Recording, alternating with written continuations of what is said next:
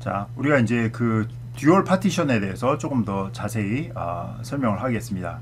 듀얼 파티션은 이미지가 커럽션 됐을 때 이전 소프트웨어가 계속 살아 있어야 되니까 그걸 이제 지원하는 기술인데, 일단 우리가 그 파티션 테이블을 이렇게 만들어 갖고 사용을 했잖아요. 이미 여기서 보면 여러 가지 파티션들이 있는데, 여기 3번, 4번, 5번이 그런 듀얼 파티션을 지원하기 위한 그런 기능들입니다. 그래서 이쪽에는, 여기에는 우리가 보면은 이 OTA 0, OTA 1이라고 돼 있잖아요. 그래서 맨 처음에는 우리가 이제 이미지 쓸 때 여기 OTA 0에다가 이렇게 기록을 하게 되고요. 그리고 요 OTA 그 3번 요 파티션에는 요 바로 이 제로를 사용한다라는 정보가 있어요. 그래서 이 보드에 전원이 딱 들어가면은 요 파티션을 딱 읽고서 이 제로 그 파티션을, OTA 제로 파티션을 읽어가지고 우리가 부팅을 시켜야 됐구나라고 해서 보드를 부팅시켜서 하고요. 그다음에 이제 실제로 이제 OTA를 해서 그 서버로부터 다운로드를 받아오고 온 이미지는 어디다 저장을 할까요? 이 3번을 딱 보면 얘가 OTA 제로를 사용하고 있잖아요. OTA 제로를 사용하고 있으니까 사용하고 있지 않고 있는 OTA 1에다가 이제 쭉 이미지를 쓰게 됩니다. 그래서 이게 정상적으로 다 쓰여졌다. 이거 오케이.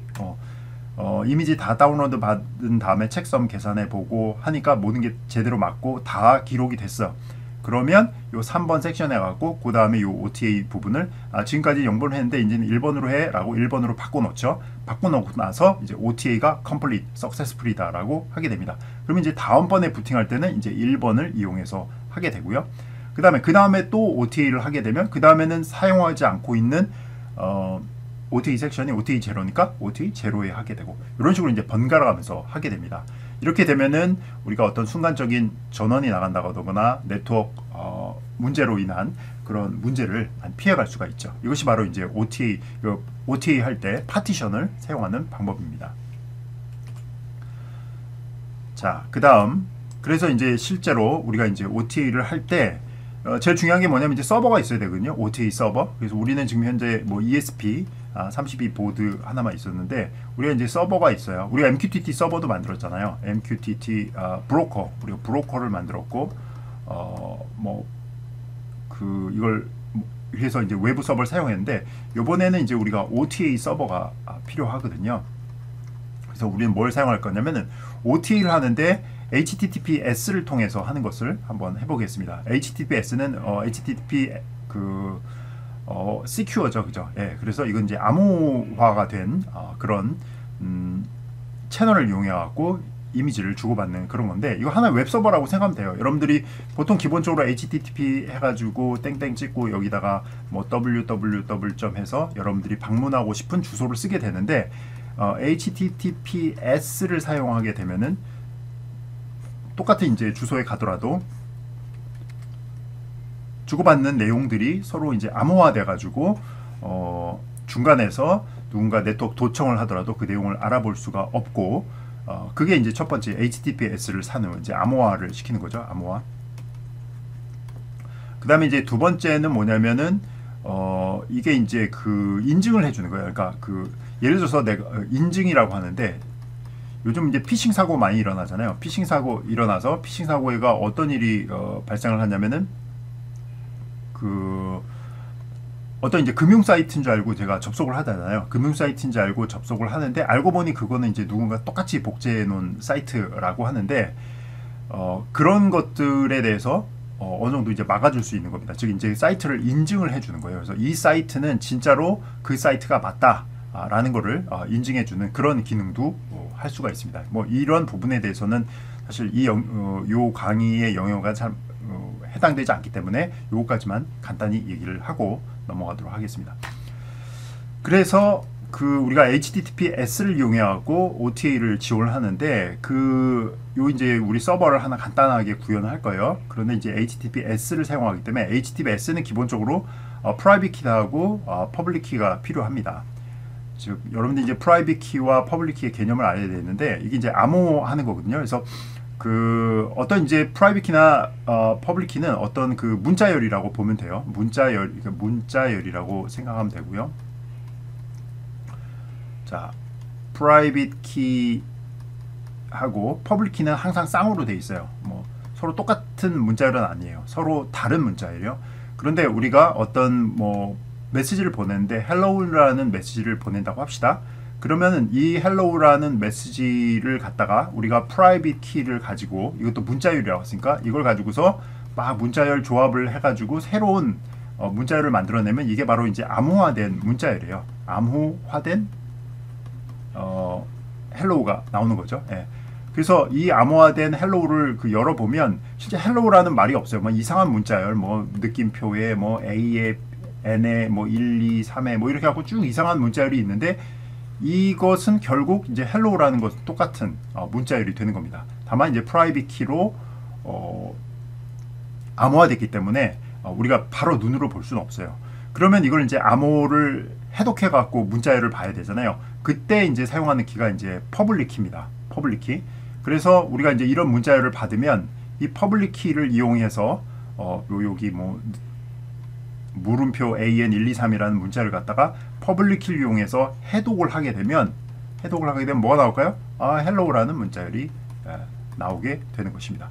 그래서 프라이빗 키와 퍼블릭 키를 이용해서 서로 문자열을 주고받을 때 암호화를 하고 그 다음에 암호 해독을 하거든요. 그러면 이게 그러면 뭐 복잡하기만 하지 무슨 효과가 있느냐라고 하는데, 간단하게 예를 들어서 이제 그 A라는 사람이 B라는 사람과 통신을 한다고 합시다.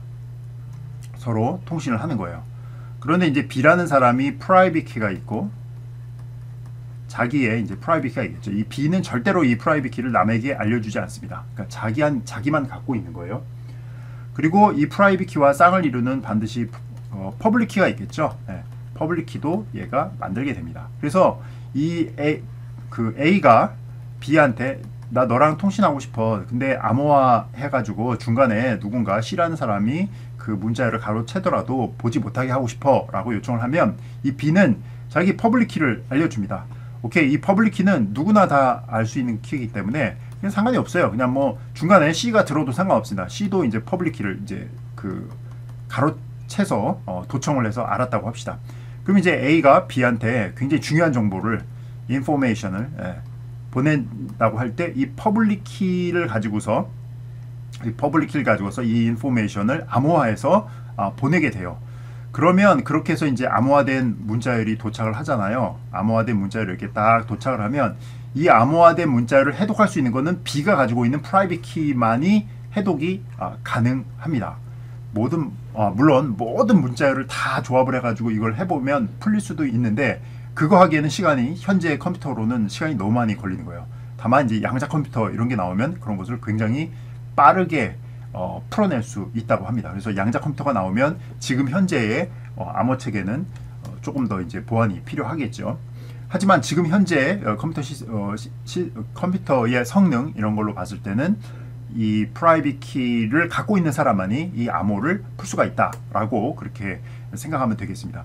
그러면 이제 프라이빗 키를 이제 B는 프라이빗 키를 이용해 가지고 그거를 볼 수가 있겠죠. 그러면 이렇게 됐을 때 장점이 뭐냐? 일단 A의 입장에서 보면은 얘가 그 B한테 자기한테 이제 굉장히 중요한 메시지가 있어요. 뭐 사진도 될 수 있고요. 이런 거를 보냈을 때 이것을 B만 볼 수 있게 하고 싶어요. 그러면 A는 B의 퍼블릭 키로 해서 보내면 정말 B만 볼 수 있잖아요. 다른 사람들은 그거를 암호를 못 보니까. 그래서 이제 A는 이제 그런 거를 믿을 수가 있게 되는 거죠. 그리고 이제 요런 해커 중간에 이제 도청하는 사람들은 그 문자열을 다 이 암호화된 문자열을 해킹을 해서 받아내더라도 B의 프라이빗 키를 모르기 때문에 절대로 그거를 풀어낼 수가 없는 거죠. 그죠? 네.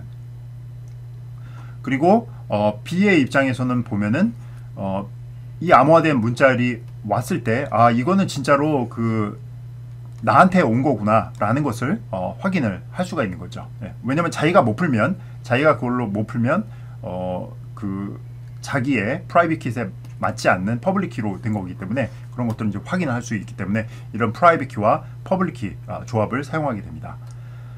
이게 이제 암호화의 기본인데, 그래서 우리가 사용하는 건 뭐냐면은 이 서버는 이제 자기 프라이빗 키를 이렇게 가지고 있고요. 그 다음 퍼블릭 키는 이미 다 알려줍니다. 서버 서티피킷이라고 ESP32한테 알려줘요. 그래서 네가 보낼 때 나한테 이걸로 다 암호화해서 보내라고 하면 내가 이제 그걸 받으면 나의 프라이빗 키를 이용해서 그걸 풀어줄게. 그래서 HTTPS는 기본적으로 이쪽이 이제 클라이언트가 되고 이쪽이 서버가 되는데 서로 프라이빗 키와 퍼블릭 키를 나눠 가진 상태에서 이제 하게 됩니다. 그래서 요청을 하게 되면 얘는 그걸 갖다가 그 다운로드를 해주게 되는 거죠. 네. 그래서 이제 이쪽에서는 서로 암호화된 채널을 통해 갖고 펌웨어를 받을 수가 있고요. 그걸 받으면 이제 그걸 이용해 가지고 이제 업데이트를 하면 되겠습니다.